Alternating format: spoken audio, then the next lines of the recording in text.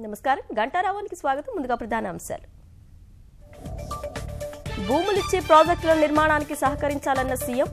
మామిడియాల, బైలంపూర్, తానేదార్పల్లి దత్తతకు హామీ.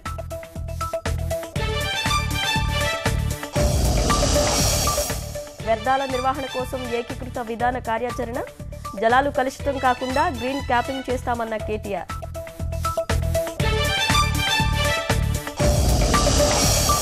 హైదరాబాద్లో తనిఖీల్లో వెలుగులోకి వస్తున్న కల్తీల అక్రమాలు.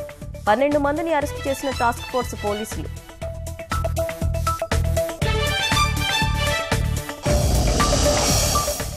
శిరీషది హత్య కాదు, ఆత్మహత్యేనని తేల్చిన ఫోరెన్సిక్ నివేదిక.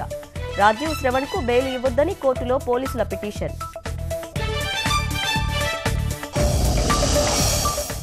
అమర్నాథ్ యాత్ర విషాదం. సిలిండర్ పేలి కరీంనగర్ వాసి మృతి. మిగిలిన వారంతా సురక్షితంగా ఉన్నట్లు కశ్మీర్ అధికారుల వెల్లడి.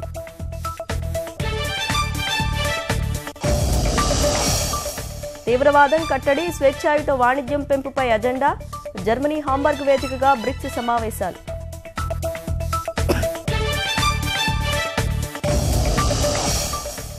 ఉగ్రవాదంపై ఉమ్మడి పోరాటానికి ప్రధాని పిలుపు.